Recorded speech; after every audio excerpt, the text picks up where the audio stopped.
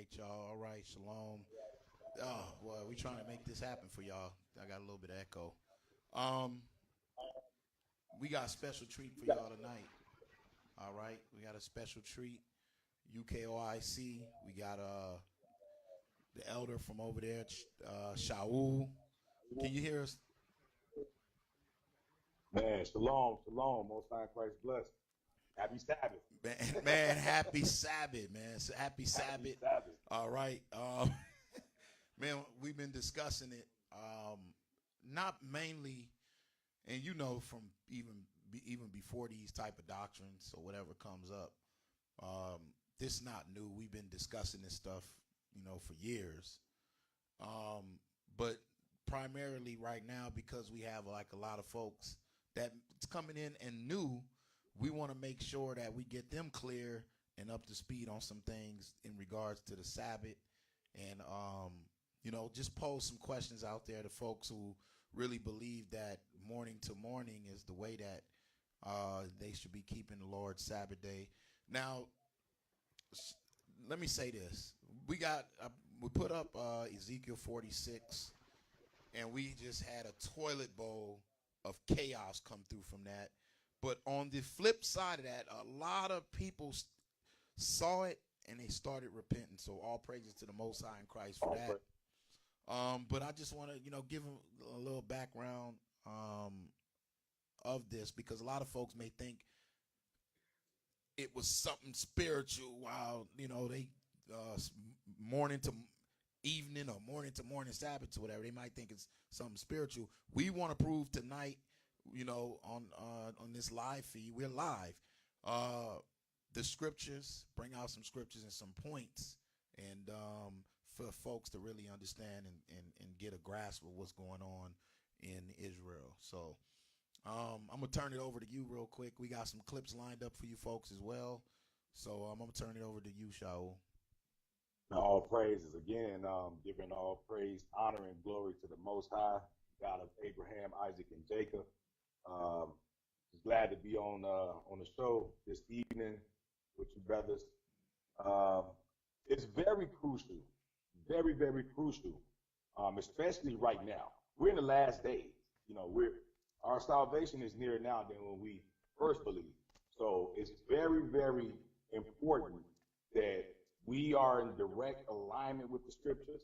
And as leaders in Israel, as a vanguard, spearheading this operation, we have to do our due diligence to ensure that the brothers and sisters within the nation are being properly edified, that they're being properly led in the right direction in order to obtain the kingdom. This doctrine, you got to understand, nobody just woke up and had some divine revelation a few weeks ago and said, you know what, the Sabbath starts in the morning. Because if that was the case, you would have to assume that men and women of Israel have been observing the wrong Sabbath for centuries, for millennia. You would have to imagine that. And I would have to say that's the furthest thing from the truth. There is nothing to support that stance. In fact, a while back, before I did my second installment on the whole day walker doctrine, or the morning to morning Sabbath doctrine, I threw out a challenge. And my challenge initially was show me just one instance in history where the transition happened. Because we can clearly see where the transition happened from I'll use the term Saturday to Sunday, or from the seventh day of the week to the first day of the week. So I'm asking, show me one historical instance when we've seen the people observing or evening to evening, and then they transition to morning, or vice versa. No one has yet to show me any historical facts to show that transition in history. Well, the thing is, what I've been noticing, and even within Israel, you have a weird anomaly, because we know the scriptures. When we read the scriptures, we use not just the Bible as well, but we use historical data just to even approve ourselves. But somehow, magically, in this doctrine, you got folks who just want to dismiss historical data. You can't do that. You really can't do that because that's asinine and it's ridiculous all within itself when you actually think about it. Because if we're going to do that, then we have to, in any clinical study, when a hypothesis or a theory is being tested in a controlled environment, there has to be a constant. Okay, there has to be a control, and that will be the scriptures. Okay, now what happens is that brothers choose to do biased research, and they have biased scholarship. So when something disproves their personal breakdown, they'll write off that whole source and say, you know what, we have to stick to the scripts. If that's the case, then that means from this day forward, and I said this as well, brother, I said from this day forward, I don't want to see none of those brothers pick up a Zondervan Compact Bible Dictionary. I don't want to see a Strong's Concordance. You should have nothing but a 1611 if that's what you subscribe to utilizing. But they should never, ever, ever introduce another source, which I know that they would have to, because when I've been observing these brothers attempting to break down the Hebrew, I know for a fact that neither one of those brothers speak Hebrew. So that means you would have had to tap into a source to get that definition of a word that you're attempting to break down. So we're not going to play semantics when it comes down to saying, can we use books outside of the Bible? Right. Right. Well, let's get into some books, the historical side, because we promised the folks we were going to give them some history on the Sabbath, and you bring out some. I'm gonna let you bring it out. I'm gonna let you bring out these books. I don't see how somebody gonna even be able to refute these findings. All praises. First and foremost, I want to go to the first clip. It should be you will see a stone sitting on top of a display case, and it what appears to be a temple of sorts in the background. Mm-hmm. Yeah, we showing it. Okay, all praises. What we seeing here, this is currently in the museum in Israel. It's on display. Anybody can go and see this. It's on display. Okay. So the reason why I'm going here is because if you go to the next slide, a more close-up version of it, yep, we got it. You'll see very distinct inscription. Okay. And in the Hebrew, what we're looking at right now, it reads, to the place of trumpeting. To the place of trumpeting, or the place to declare. So that is still present to this day. To this very day. It's written in stone. It's an archaeological fact that speaks to a history.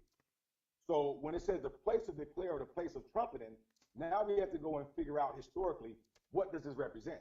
Because you can't open your Bible and find out what this stone says, because you're not going to find it there. So you would have to go into an archaeological source. You would have to go into a historical resource. Okay. One of those is Josephus. Okay. In the book of Joseph, in one of the books of Josephus called The Wars of the Jews. And everybody know that Josephus is a primary source. He was a contemporary of the apostles, meaning he lived and walked alongside of the early followers of Christ. Okay, we're talking. He was around during the destruction during 70 A.D. So in Josephus, The Wars of the Jews, specifically book 4 and the 9th chapter, we read in section 582. We read, and the last was erected. We're talking about these pillars. We're talking about these posts. It was erected above the top of Pastophoria, where one of the priests stood, of course. Because when we read, just like we read in the book of Luke, like when we're dealing with John the Baptist's father, you will see that every one of the priests, they had a certain course. And when you look at John the Baptist's father, his slot as a priest fell into the course of Abiyah. So every priest ran a certain course. Okay? So meaning they had different jobs, different roles and responsibilities. So when it came down to this specific place where this spot was erected, where one of the priests stood, of course, and gave a signal beforehand with a trumpet. This is the place of trumpeting. At the beginning, there's the key verbiage here. At the beginning of every seventh day. I like that word because they try to harp on the word day.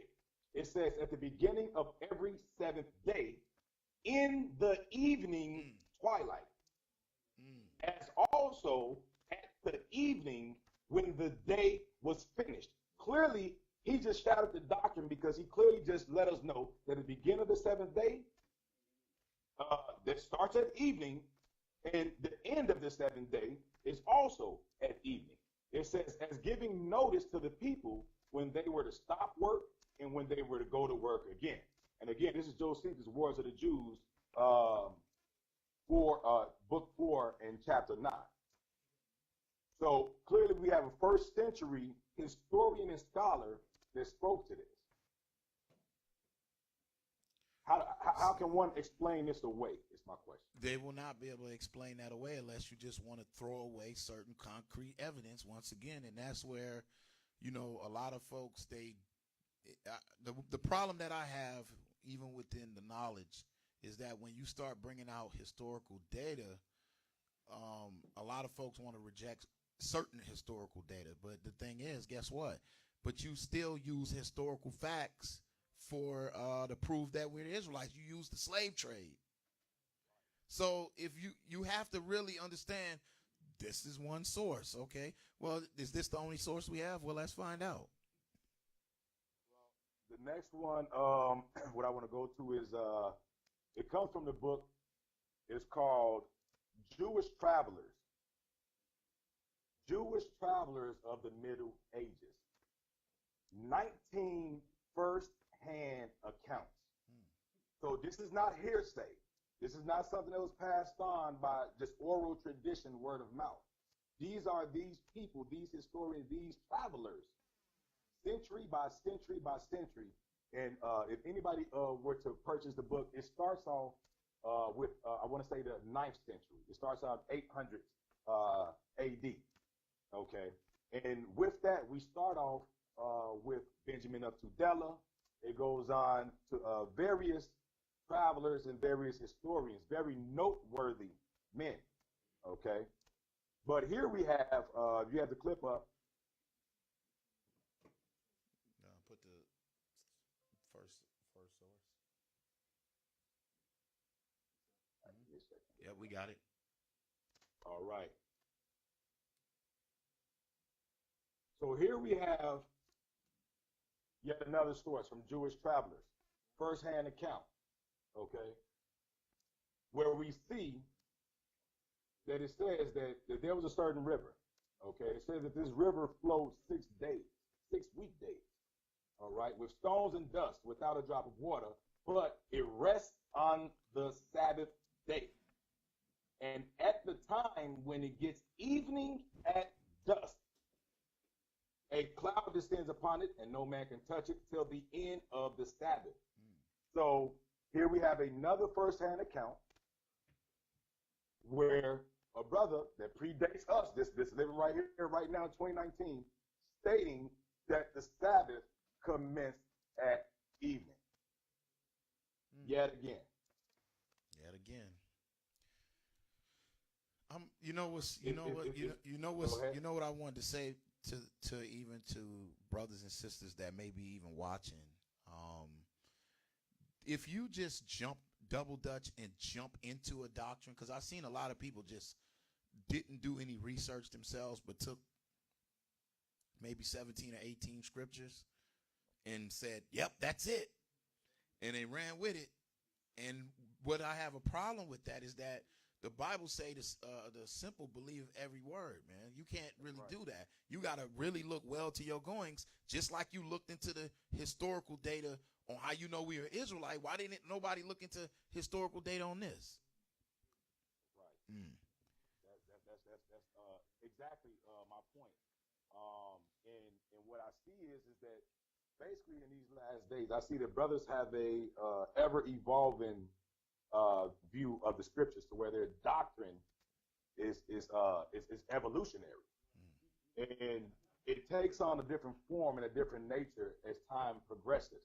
Because a lot of these brothers that subscribing to morning to morning, before they jumped on that bandwagon, they were making statements like, the Sabbath is only 12 hours. Mm. There's only 12 hours in a day. Look right here. Even Christ, Yahweh Shai said it. Well, that lets me know that you did look well into your goings and that you just jumped off the porch head first. Right. Because so what I did was I had to go and I had to bring out certain aspects and I had to prove to them that if you're going to deal with it, that's how I know brothers don't deal with the Hebrew. Because if they did deal with the Hebrew language, they never would have made a statement like that. Because anytime that the Hebrew word for day, whether it's yom or boker, which is 359 times, anytime it's been used in conjunction with a numerical value, as in day 1, day 2, day 3, or day 7, it has always meant a 24-hour period. Always. You know, that's another thing. I want to say this too, Shaul. Another thing that I had a problem with something when we just like when you go into the Hebrew and you start looking at certain things. Now we know that this is documented. Why is it that you have a word like yom? Pull it up. That means 24 hours. Come on. 24 hours, right? Bring it up for them so they can see. 24-hour period. I got it highlighted for folks to see. You have a word, yom. That means 24-hour period, right? And you have it opposed to night because we're going to prove why it's opposed to night too. Because we know when you read in Exodus 16, the Most High gave us the bread for 2 days, okay, as opposed to the night. But the point is, but then you have another word, root word to that, which means daylight or daytime. Show it from there. I want brothers to explain that because why is it if day means day, how come you have 2 different words, one for 24 hours and one for actual light? There's a problem. You have a problem. Yeah, it is. Brothers don't understand Hebrew vernacular. They don't understand the rules that surround the language, or the context in which they could be used in. It's just like when you take a word like Elohim.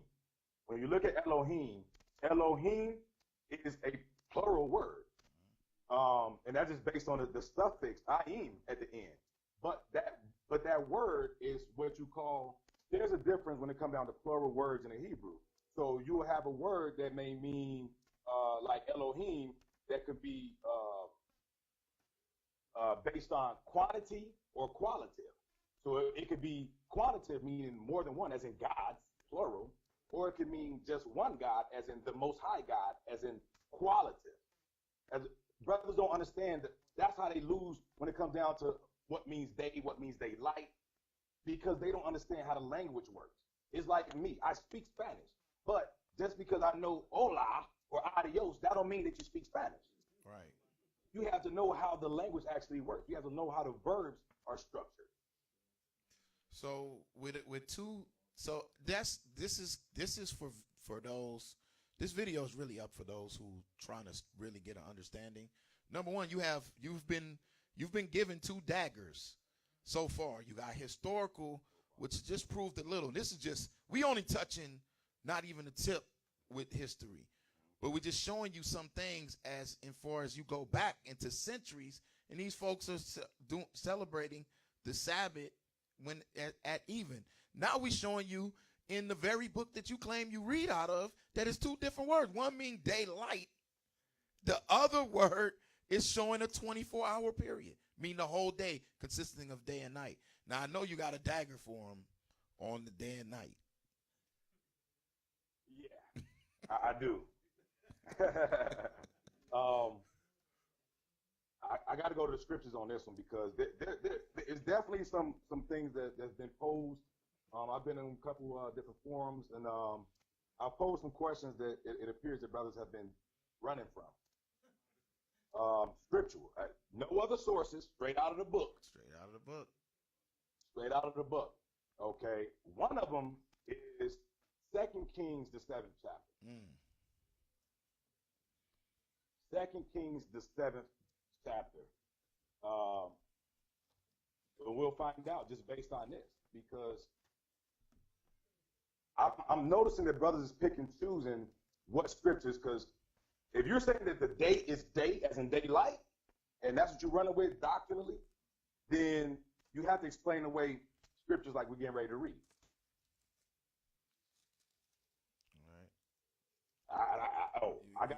I'm loaded too. I got them on. I got an arsenal. All right. But this one right here, I've yet to receive an answer on, so I'm definitely curious to see what brother's thoughts is on this. But just to kind of give a quick synopsis. We're going to read it for you, Yamir. You got it. You want to read it? All praises. Yeah. All right, I'm going to start with 2 Kings chapter 7. I'm going to start with verse number 5. The book of 2 Kings, chapter 7 and verse 5. And they rose up in the twilight to go unto the camp of the Syrians. And when they were come to the uttermost part of the camp of Syria, behold, there was no man there. Now, hold on. We see here that they rose up in the twilight. That's key. I'm not even going to expound on twilight right now, because that's up for debate too in some circles for some reason. Yeah. But we'll read on though. But we clearly we get ready to see that it's either nighttime leading up to night. It's somewhere in that realm. But we're going to find out exactly what time it is. Go ahead. Verse 6. For the Lord had made the host of the Syrians to hear a noise of chariots and a noise of horses, even the noise of a great host. And they said one to another, Lo, the king of Israel have hired against us the kings of the Hittites and the kings of the Egyptians to come upon us. Go ahead. Wherefore they arose and fled in the twilight, and left their tents and their horses and their asses, even the camp as it was, and fled for their life. They jumped up, excuse me, Salaki. They jumped up and they left everything. Okay, in the twilight, they rose up. Okay, in the twilight, and they abandoned camp. Watch this. Go ahead. Verse 8. And when these lepers or leapers came to the uttermost part of the camp, they went into one tent and did eat and drink, and carried thence silver and gold and raiment, and went and hid it, and came again and entered into another tent, and carried thence also, and went and hid it. Now, clearly, these events would have taken some time. They went into one tent, sat down, ate, drank, gathered up all the things, took the stuff out of the tent, left, went somewhere, hid it, came back, did that to another tent. But all of this started at twilight. Watch this. Go ahead. Verse 9. Then they said one to another, We do not well. This day is a day of good tidings, and we hold our peace. If we tarry till the morning light, some mischief will come upon us.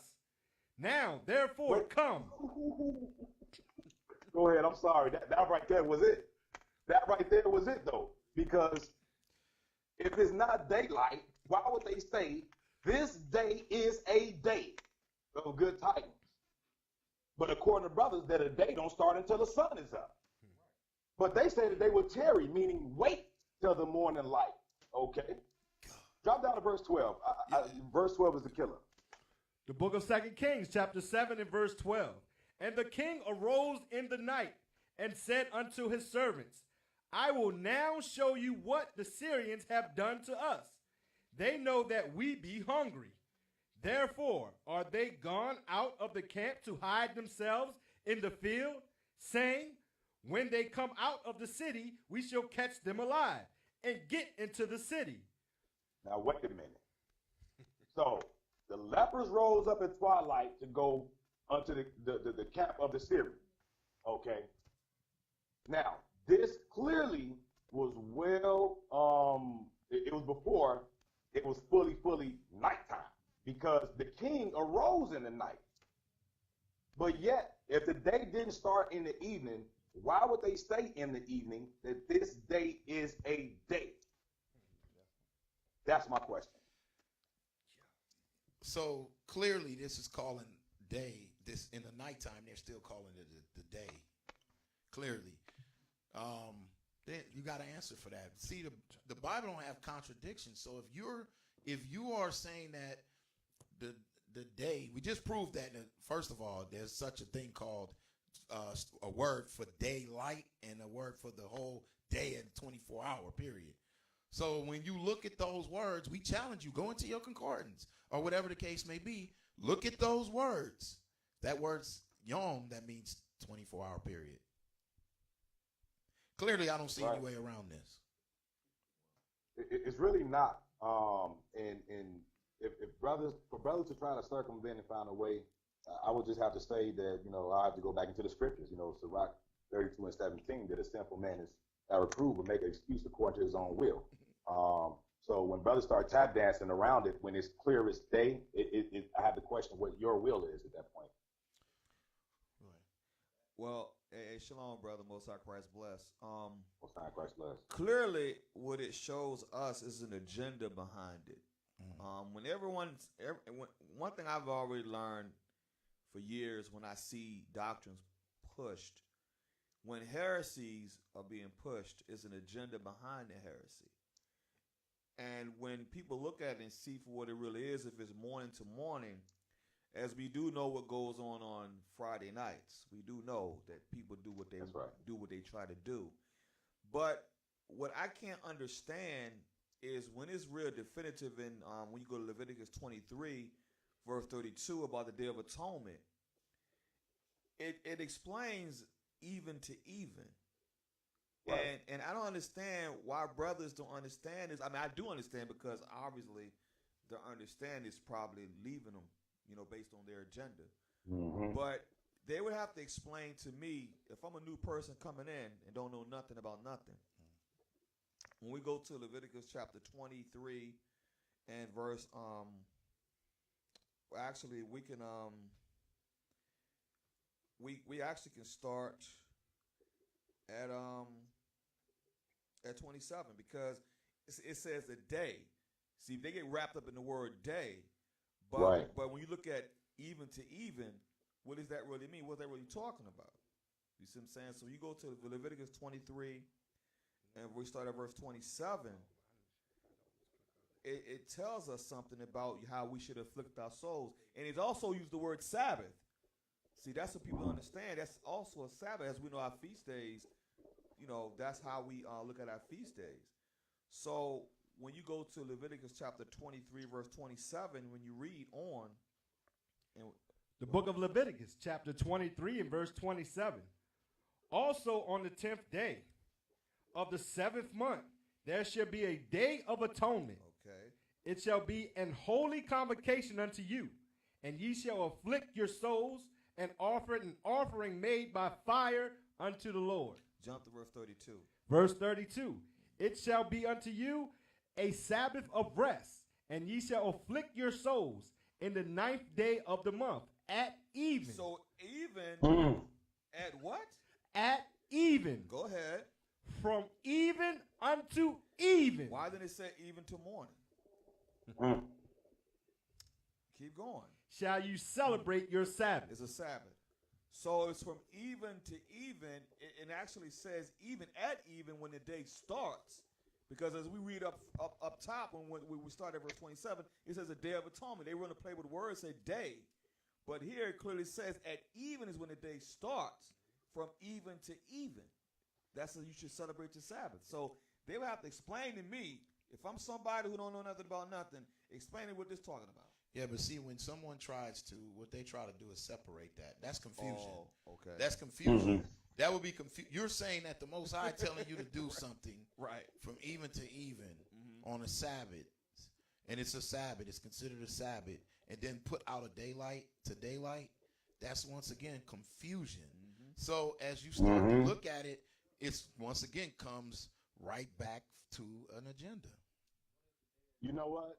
It's two things I want to bring out from that point that y'all just made there.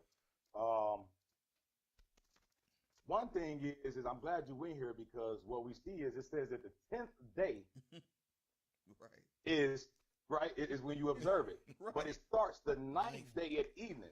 So the 9th day at evening starts the 10th day. Right. It's perfect. So that's There's no way. That's common sense at this point. And the other thing is so do they mean to tell us that only doing the Passover and the Day of Atonement, those that start at evening, because they say, well, it says specifically at evening. Yep. True. But so are you telling me that the days that fall before and after that, one of those days, either before or after, is not a full day then? Because if that goes from evening to evening, that means that your day-to-day normal days started halfway during the Day of Atonement. That makes no sense. You can't start a day halfway in the middle of another day. You might as well go back and saying that a day began at midnight if that's the case. That's true. You cannot start a day in the middle of a day. So if the Day of Atonement is from evening to evening, so how do you start the day after the Day of Atonement? Wouldn't do that start at evening? Because the Day of Atonement ended at evening. So do the next day begin at evening? Or do they start the morning halfway through the Day of Atonement? Or do that period between that evening and that morning is non-existent until morning comes? Confusion. But I got 37 scriptures. Daytime is daytime.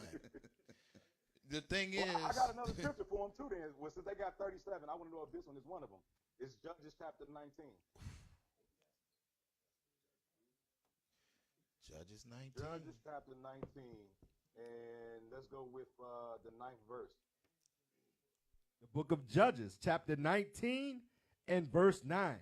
And when the man rose up to depart, he and his concubine and his servant, his father-in-law, the damsel's father, said unto him, Behold, now the day draweth toward evening. I pray you tarry all night. Behold, the day groweth to an end. Lodge here, that thine heart may be merry, and tomorrow get you early on your way, that thou mayest go home. So, wait a minute. So I guess so now it's going to turn into some magic. Oh, no, he was talking about the daylight was coming to an end. But if y'all want to pray with the word day, then let's not play, because clearly he just said the day was coming to an end, and that happened at evening, the same way normal days come to an end. They begin and end at evening. But it says the day grow up to an end. It says grow up to an end. So that's pretty clear. But see, what it shows you though is they have an agenda. It just shows you, like you just pulled in Sirach 32:17, the sinful man will not be reproved. He just wants to do according to his will no matter what. He's being blinded. I got another scripture. Leviticus chapter 8 and verse 35. How about that one? Leviticus chapter 8 and verse 35. I want, you know, when you start to go over the scriptures and this is not new.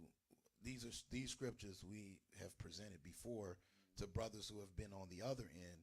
This is not new at all. So let's read that. Leviticus chapter 8 and verse 35. The book of Leviticus, chapter 8 and verse 35.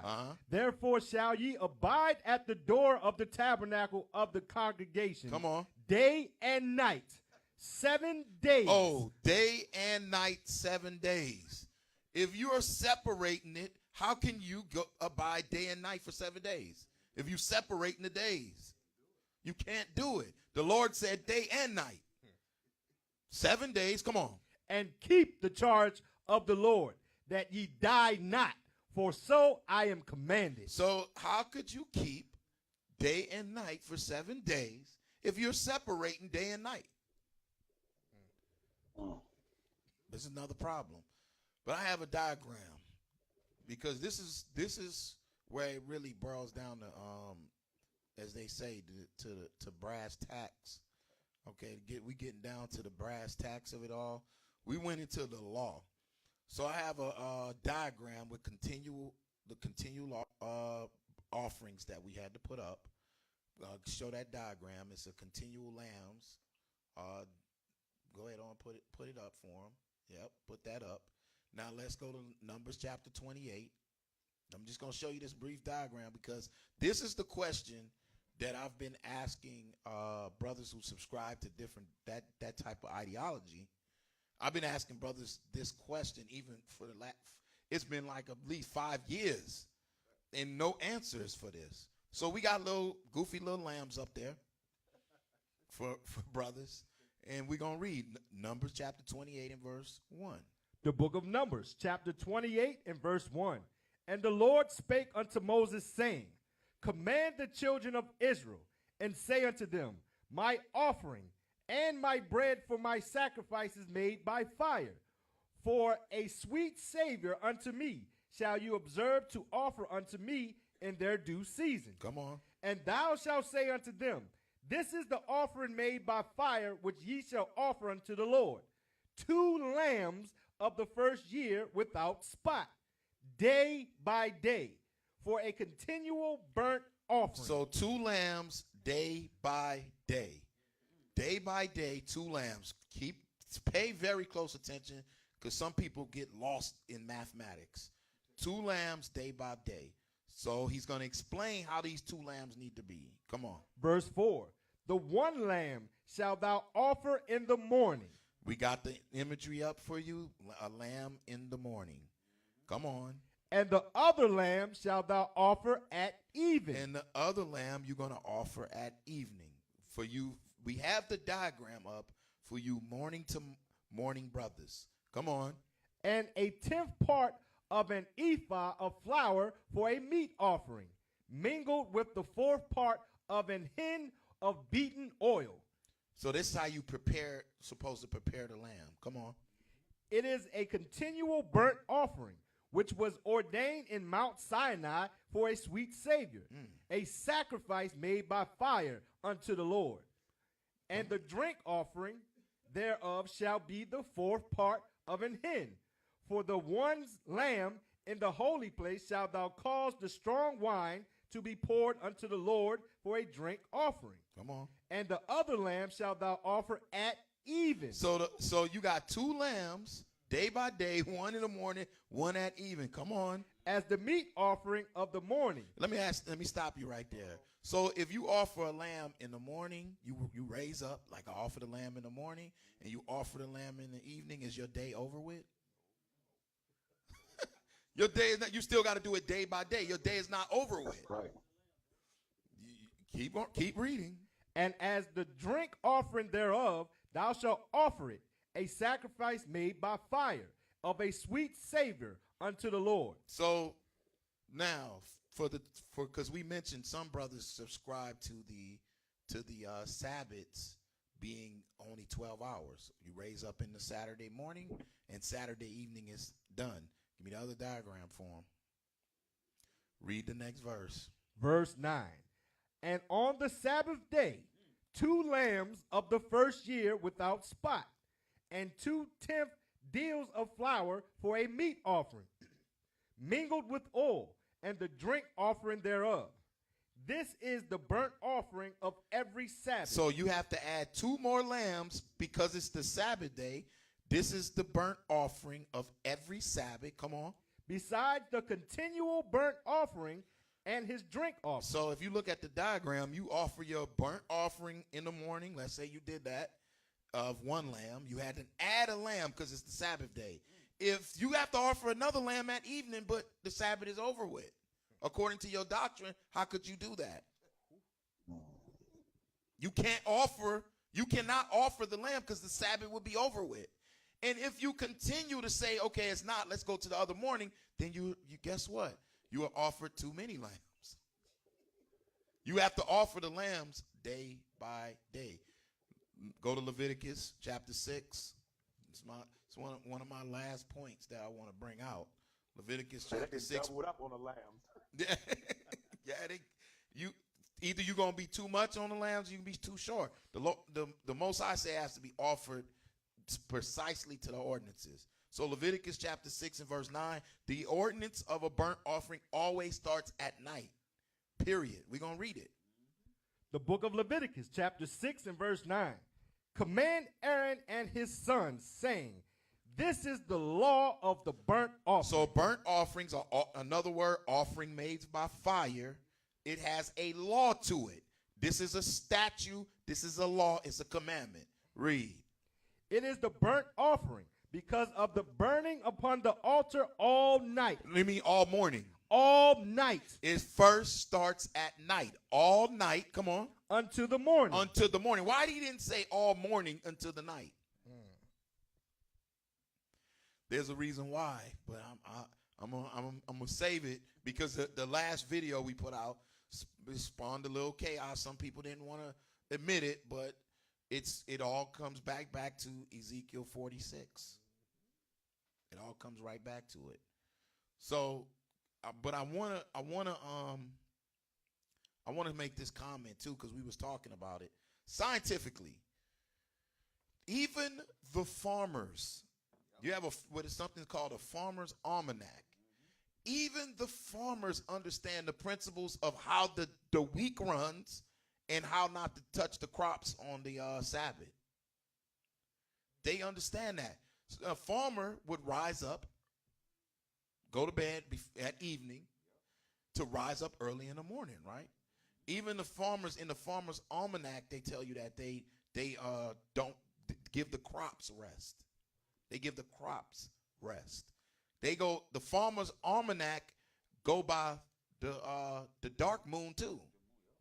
The same, we got to say new moon, the dark moon. They go by that because it helps them gauge the seasons of when to pick the crops. And when you look at the farmer's almanac, it shows you the dark moon. It has the different phases on the different days. So it shows you when you get your farmer's almanac, you can pick up on that. So they show you the phases. They show you the dark moon, which we know as the new moon, the renew moon. Then they show you the moon at its perfection.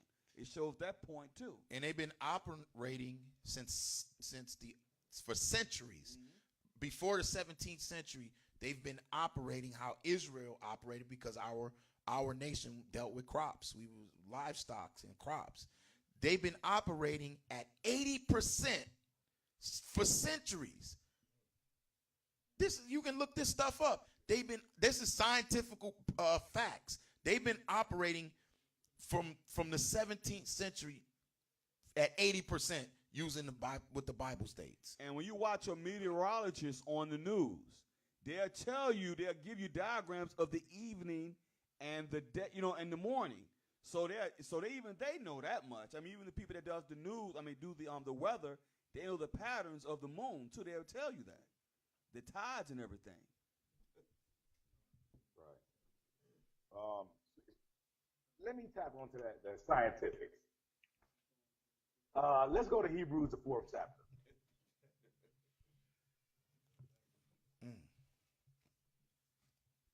Because here's another question I have to throw out there. Especially if you keep it more in the morning, that means you could definitely go to the club on a Friday night. Okay. So now I got a good question for you. Because Hebrews, the 4th chapter, we'll start with verse 9. The book of Hebrews. I just need verse 9 through 11. The book of Hebrews, chapter 4 and verse 9. There remaineth therefore a rest to the people of God. For he that is entered into his rest, he also have ceased from his own works, as God did from his. Let us labor therefore to enter into that rest. Let any man fall after the same example of unbelief. So here's my question.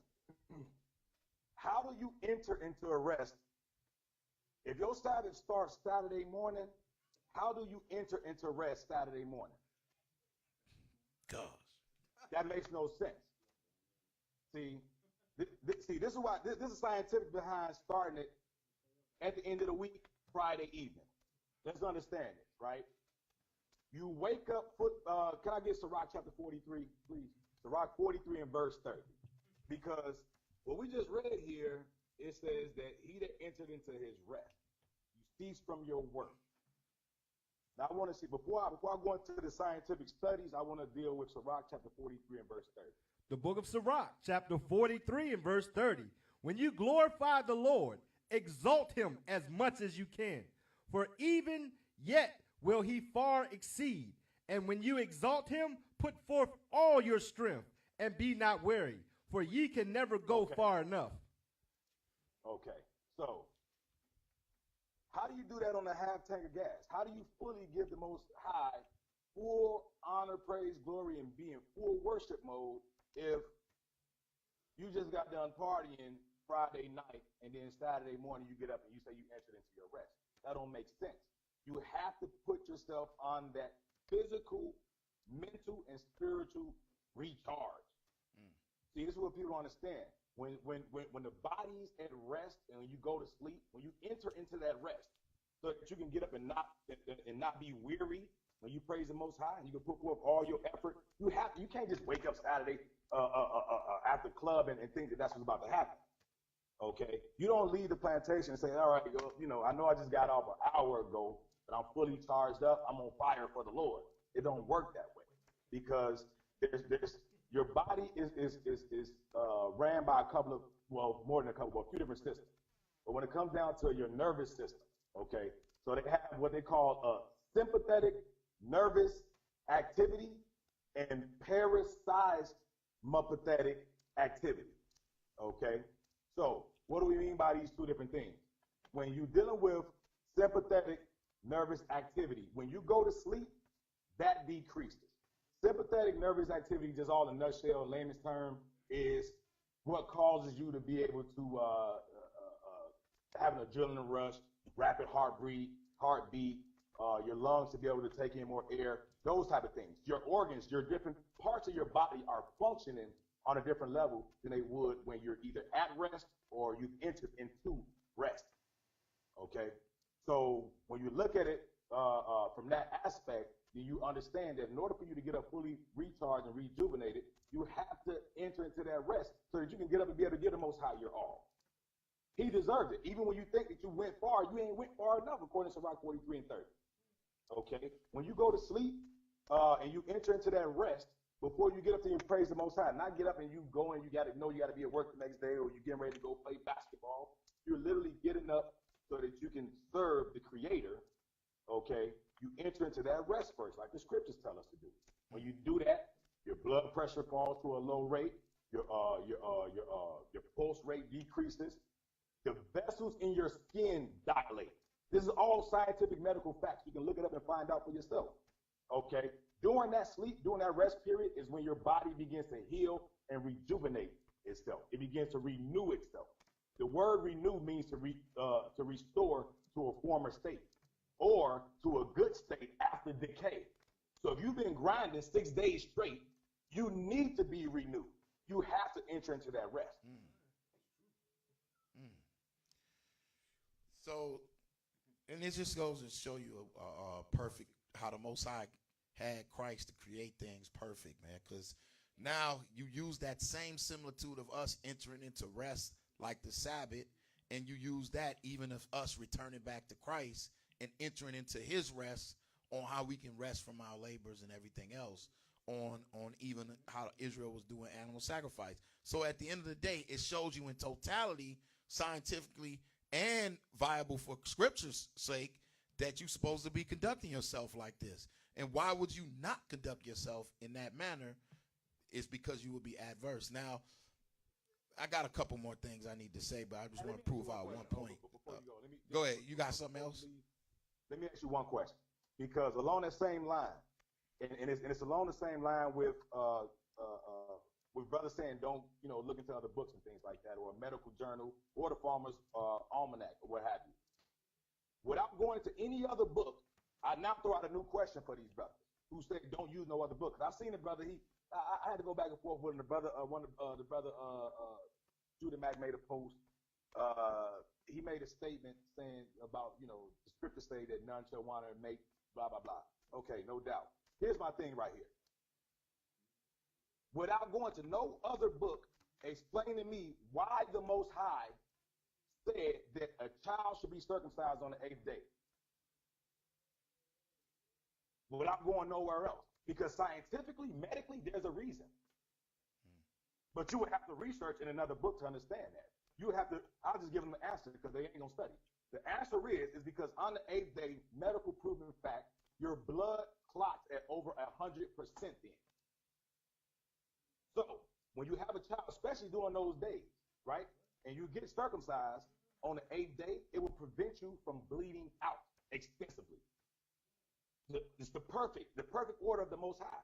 But you wouldn't know that unless you studied it from a medical standpoint. Well, all these things that we're presenting, I hope brothers and sisters that are out there, and I'm not subscribed to the different things that's going on certain posts or whatever the case may be. But when questions are posed, you're supposed to be able to answer. You're supposed to be ready to give an answer. So another thing that I wanted to say is about Genesis chapter 1, which everybody always want to dismiss. Now, I'm not going to read the whole thing, but I just want to prove something starting at verse 19. The book of Genesis, chapter 1 and verse 19. And the evening and the morning were the fourth day. And the evening and the morning were the fourth day. Jump down to verse 23. Verse 23. And the evening and the morning were the fifth day. And the evening and the morning was the fifth day. Jump down to verse 31. Verse 31. And God saw everything that he made, and behold, it was very good. And the evening and the morning were the sixth day. So the seventh day, every day we reading starts evening and morning. Now it's the sixth day. What is it going to start with on the sixth day? On the seventh day? Evening and morning. Soon you get to the seventh day, when you go to the next chapter, when does the seventh day start? Because we read evening, morning, evening, morning, evening, morning. Now we get to the day where the Lord's going to rest. Jump to chapter 2. The book of Genesis, chapter 2 and verse 2.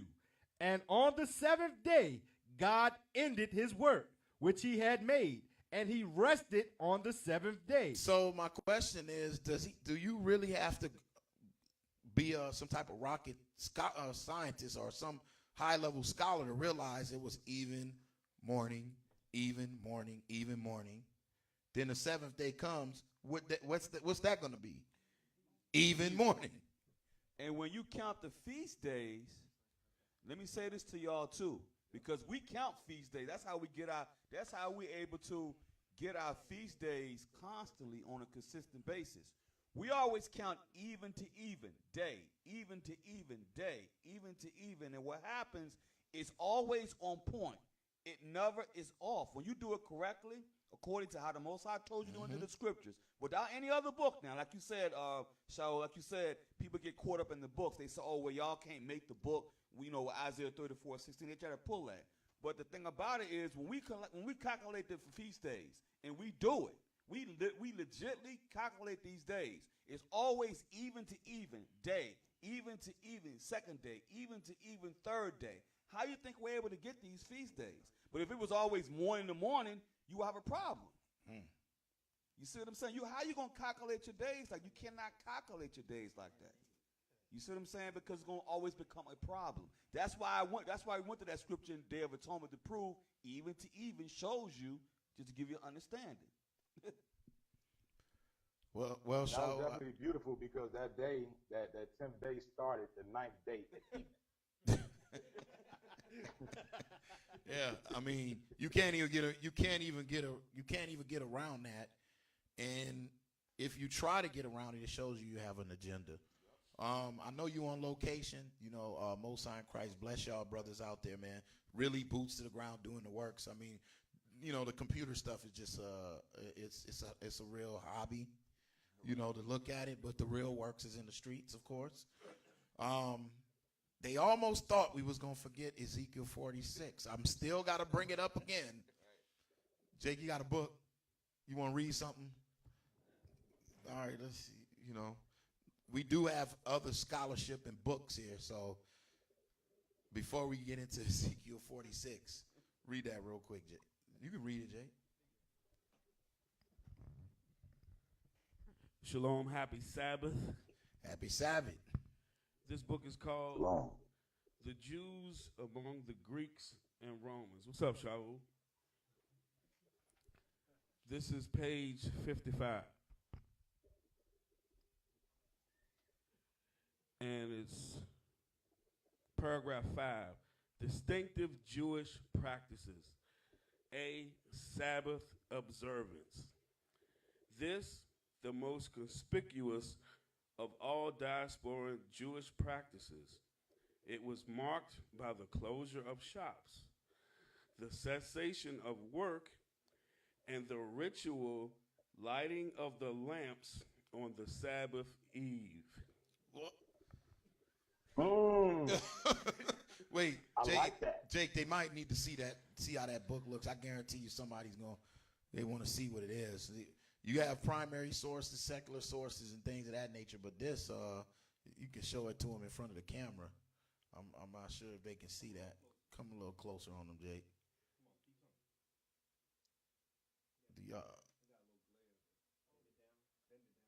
There you go. So more historical references, more data.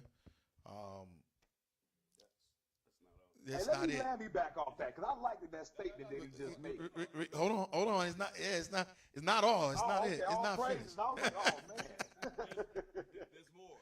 Yeah, go ahead, Jay. All right, page 55, under the title II.114, says, "Don't you feel ashamed?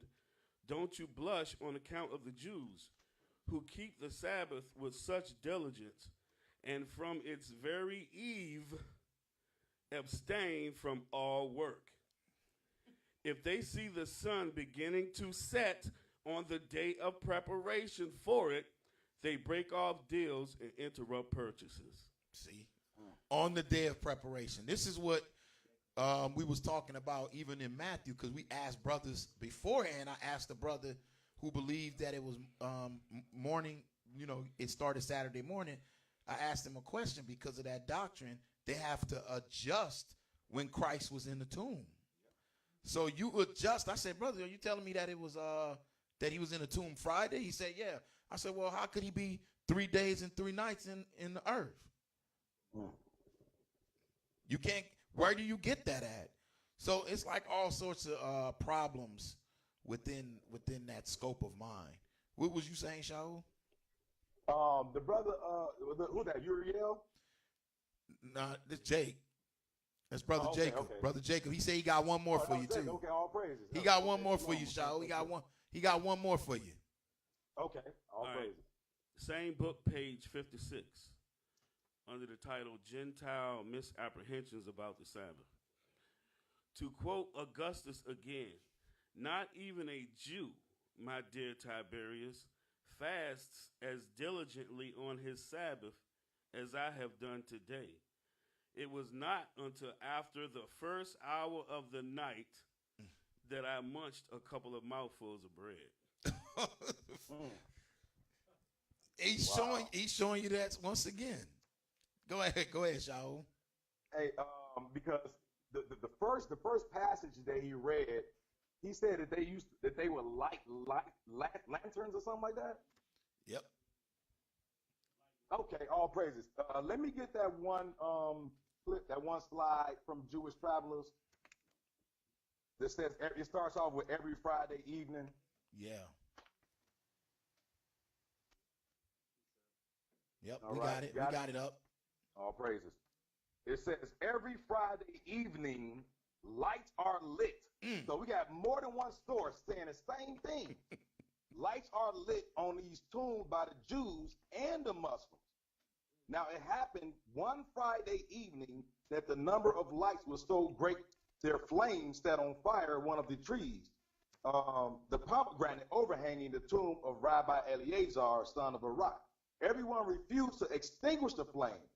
The Jews, in order not to profane the Sabbath, and the Ishmaelites, in imitation of the Jews.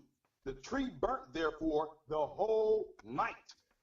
And on the morrow, when they came to visit the sacred tomb, it was seen with astonishment. So what I went here for is because it said that every Friday evening, they would light these lamps. It's the Sabbath. They would light this, and when they seen that the fire actually caught the trees nearby on fire, they were so strict to their Sabbath observance that nobody even wanted to do the work to put it out. How do you get away from these primary sources? This is a first-hand account. He was there. It just goes right back to show you, man, is if you are in the Christianity mind state, you bypass looking at historical data. You just bypass that and laws, and you base everything on a mind state of emotions. And I'm not saying that brothers is emotional, and I'm not saying that they're in Christianity. What I'm saying is when someone's in that mode of putting out information before they even vet it, that's Christianity. Because you got to study before you bring out, certain different points. And like I said, we spared them tonight because somebody put up a post. I don't know who it was. I got snapshotted to me. I looked at it. I recognized it immediately. It was all the scriptures that were pulled was all the scriptures that was pulled on an Edomite website. You try me, we'll put it up. We'll put it up. But the point is I looked at it, I said, wow, the same scriptures for the battle this is the same for the Edomites. Why are you doing this? So you got to realize, like we said, man, we have a responsibility if you are in this movement to put out correct information, or else the people should not take you serious. If you have one flaw, one contradiction in your doctrine, it's over with. You can't have any contradictions in the Bible, none. Because if you do, then you admit the Bible is flawed and some things cannot be right.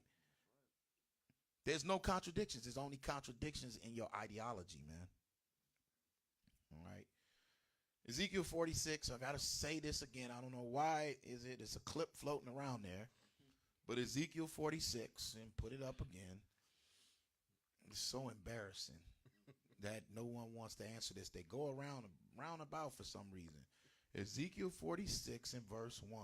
The book of Ezekiel, chapter 46 and verse 1. Thus saith the Lord God, the gate of the inner court that looketh toward the east shall be shut the 6 working days. But on the Sabbath it shall be open, and in the day of the new moon it shall be open. So the only way that this door is going to be open is it's got to be a Sabbath day. Sabbath day. Okay, read on. Verse 2. And the prince shall enter by the way of the porch of that gate without, and shall stand by the post of the gate. And the priest shall prepare his burnt offerings and his peace offerings. So the prince in Israel, I don't think people realize this. In Israel, someone would be elected. You're called a prince. Your family sent you. You got the offerings, the lamb, the turtle dove, whatever the offering is, you are going to walk in and you're going to present it, the prince.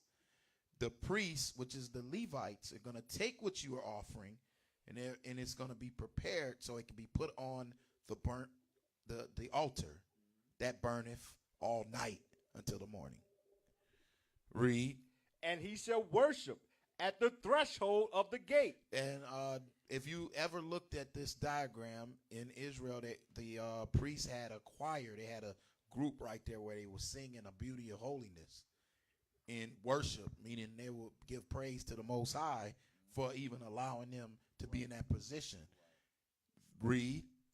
Then he shall go forth, but the gate shall not be shut until the evening. So I posed the question, Shaul. I asked the brothers, I said, if your doctrine starts in the morning and it's from morning to morning, but the gate has to stay open on the Sabbath, how can you shut the gate in the evening? It's the Sabbath is still going on. You are in error. You have a problem. Yeah. You have a problem. I don't understand why brothers have so much pride on them that they don't want to admit this. But I have to say this. You have many brothers who are believing this, even from the past, even from before, people started looking at it again, because Israel circulates things. A brother put up a post, and this is what he said, man. This is to me, this is beautiful, and this is what it's about. All right. The brother said so eloquently, you know, what he was believing this. He said, but then he said, I have concluded my study of when is the Sabbath. Based on Ezekiel 46:1-2, it ends at evening. Therefore, it starts at evening. So if you have brothers like this, All praises. you know, who see it and understand it can't be a contradiction. What's wrong with these other brothers? What's wrong with these other sisters? You got a lot of sisters jumping on this. There's a lot of sisters that just listen to something. The Bible calls them silly women, laden with sin. Just listen to something and run with it, and then run with it. It's a problem. You know what it is too? When you look at Sirach 10 and 12, and you look at pride, and this really boils down to remember we just talked about agendas. And when you look at it for what it really is, only by pride comes contention. You know, when you constantly contending about your doctrine, see, when we know we push the truth, we don't have to contend. We just push the doctrine out. It's up to you whether to accept it. But when you go to Sirach 10 and 12, it shows you something. When you really think about it, it shows you what's really going on with these brothers is doing this. The book of Sirach, chapter 10 and verse 12. The beginning of pride is when one departeth from God. Because you don't want to keep laws. That's what it boils down to. You really don't want to keep it right. You want to make up your own righteousness. Go ahead. And his heart is turned away from his maker. Go ahead. For pride is the beginning of sin. And that's what they're really going to be in the midst of. But go ahead. And he that have it shall pour out abominations. And therefore the Lord brought up on them strange calamities and overthrew them utterly. Because what other doctrine you going to jump on in? Because what happens when sin heaps on sin, you're going to jump to something else. Oh, you know what? We really don't really have to keep, we can keep the Sabbath maybe once a month. Then you're going to change it and say maybe we're going to keep it once every 3 years. Then it's going to keep on changing. It's going to keep on getting worse and worse because what's going to happen, sooner or later, you're just going to get away from doing laws. Eventually. Wow. You got anything else, Shaul, before we wrap up? Yeah, I do. Well, it's really crazy because there is it seems as if with the doctrine of morning to morning, there's unaccounted for time in various scenarios where you have to kind of explain away why you don't account for certain periods of time. For example, John chapter 20 and verse 1. John chapter 20, verse 1. The book of John, chapter 20 and verse 1. The first day of the week cometh Mary Magdalene, early, when it was yet dark, unto the sepulchre, and seeth the stone taken away from the sepulchre. Right.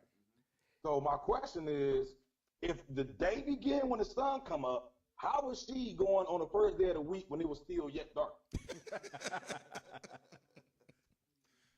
Somebody got to explain that away. You have to explain that. I mean, I could go on and on and on. It's actually sad that we have to do this, but it's very important and necessary that we must. It's the same thing when you look at, like, when Mark 16 and 1, when the Sabbath was passed, there's a period of time that they're not accounting for between when the sun came up and let's get that Mark 16 and 1, and then I'll turn it back over to you, O.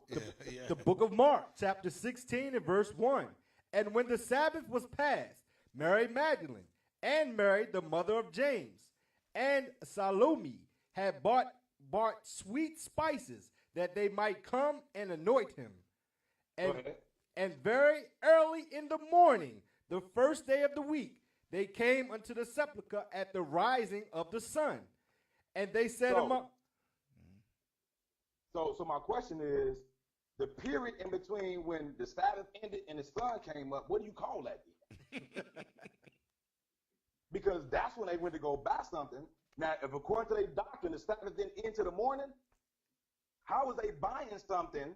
When did this take place? Yeah. It's too much confusion. Yeah, it's confusion. When did this happen right here? The Sabbath ended. So the Sabbath ended before the sun came up? This scripture cuts that doctrine. Boy. And then some of these scriptures are the very scriptures they try to use. Some brothers tried to use this, and it just didn't make any sense. And that's why, you know, when it all said and done now, what you have to do is just dust your hands and go out and do your little things and all kind of stuff. Remember what happened when they had the little all them little Batmans was running around on Friday and they opened up fire. It showed you the Most High protecting those who keeping the Sabbath. So why would you try to change a doctrine, even if you're thinking in the mind of a general? You know that our people get killed on Friday nights. Why would you then throw that out there? It makes me believe to say, hey, man, do you really care for your people in general? Because you know a lot of wickedness takes place Friday nights, and you not steadfast on it, showing that, no, the words of the Most High is going to help us in this captivity versus hurt us. So, well, you folks, you be the judge, okay? We're going to follow the Most High rather than man, so we're continuing what we're doing. But and there's no such thing as luck, but you're gonna need something if you go out there and break the Sabbath every Friday, because the Most High opened up swift judgment. But you have heard historical references, primary sources. You've heard the scriptures come out with some. I mean, I don't know how you can even fight against the fact that daytime, and the Sabbath day in general, the day in general, is two different words. I don't know how you're fighting against that. Then you got just missing anomalies in time. You got X-Files going on. It's the X-Files. We don't know where your time is. This is just, you don't have no answer for that. That's just, okay. But yeah, that was this. And then to top it all off, just in reality, scientific shows you that, resting on the Sabbath and dealing how even the farmers and everything deal even with crops. Shodai is working even at a high level. I don't know how somebody just reject all of that. Besides, the only way I know is that they're in a religion. You must be religious. So, and I know you out there dealing with the family. I got one. This one I have to ask. Joshua the 10th chapter. Joshua the 10th chapter with that Joshua's long day. How do they explain that? Because it said that the sun stayed for about the period of a whole day and ceased not to go down. So when we examine that, if the sun stood still and the moon stayed, but once the sun went down, it was a whole new day. Wow. It's just real simple when you actually analyze it. But what I come to realize, brethren, is that the Most High is just giving people over to strong delusion, man. He's a lot of people's candle is being put out right now. The veil is over a lot of people's faces, and I tell the brothers and sisters over here in UKOIC, right now is the time to endure. Right now is the time to put on the full armor, because I've seen a lot of mighty brothers fall away. I've seen it literally brings tears to my eyes when I see, especially like brothers like us that have been around for some years, and we've seen the coming and going of brothers, year after year. And it's really sad, because a lot of brothers that we truly have, maybe respect for or love, and we would pray to see at that last, when that last trumpet is blown, it's almost as if they don't have that opportunity. A lot of people is altering the doctrine beyond belief, and it's scary, because there's a lot of people coming into the truth right now, and beginning to repent, and they're utterly confused. Before I hit the road to drive up to Baltimore, this evening, I had a brother who was in utter state of confusion. He just had one question, because he's getting pulled in every direction. And that's due to brothers and sisters partaking and trying to feast off multiple plates and attending a spiritual buffet. you eating off all those plates, man, you're gonna get torment poisoning or something, because it definitely puts you in a confused state. That's why we say every man must be persuaded in his own mind. But even on the comment boards, I think they said some folks may have even on this in this live feed that we put forth, said that, you know, they've turned it away. They're gonna realized that they were doing it wrong. So all praises to the Most High in Christ. All right. All praises. You know, this is why we're doing it. We're not doing it to be seen of men. We're not doing this of that. I mean, we're doing it because the love of our people. Right. And you know, you're right. We have seen a lot of brothers, man. We've rolled with a lot of brothers who are not in this anymore because of being carried away by crazy doctrines. And it's sad, but at the end of the day, this is why the Lord said we have to endure until the end, because we've built friendships, and you know, we've been on the streets and arms to arms linked, you know, with brothers. We've been, you know, sisters have come in and we've been brothers to them, you know, and everything else, and they fall out into what we have to know is a different doctrine. And we're not saying, oh, that person's outside of the truth, but what we're saying, their actions of what they're doing is not conducive to what the scripture says. So what would happen in that sense is shadow of judgment hanging around your head. All right. I know you're out there dealing with the brethren, man. Salute every brother out there, man. You know, it's about coming together. You know, if people don't witness, we're different camps. Right. There's different camps. But we realize, man, when it's time to activate and come together, man, underneath the Most High in Christ, that's what really matters. Okay. And that's what our ancient forefathers had to do with the elders. All the different elders and leaders, even in the time of Moses, came together and we had issues. Right. As a nation, we have to do that. I mean, look at the other nations when they come together with their heads. Mm-hmm. They always come together. They had issues, a common issue, especially dealing with us. They always come together, don't they? So why we can't do that as other leaders within the nation? You know, whether it's a different camp, they want to call it, or congregation or organization, you come together for a common cause to do what? To work on our differences in hopes of us to come together at one day, because when Christ come back, we know he's going to set it straight. Right. Straight up. Well, shalom, family. Most High Shalom, Christ Most bless. High Thank Christ y'all for bearing with us. We've been trying to get this stuff together, but of course the wicked hands of Satan have been trying to hinder and everything. Right. You folks stay strong. You stay tuned in. Shaul, you got your website. We'll tag it into this post as well. For the folks. UnitedKingdomofIsrael.org. United Kingdom of Israel. It's about coming together and building under righteousness. And you got to be happy with folks you're building with. We see that going on in other organizations. They're not happy. They got envy. They fighting over money, Right. and all kind of crazy stuff. Right. And now all of a sudden, everybody mad at each other. And come on, man. You got to be bigger. You got to be bigger than Esau's dollar, man. I know that's right. Bunch of dead white guys you fighting over. Yeah. So, you know, y'all stay strong. Y'all stay strong. We're going to continue to push this doctrine to the apocalypse as long as the Most High allow us to.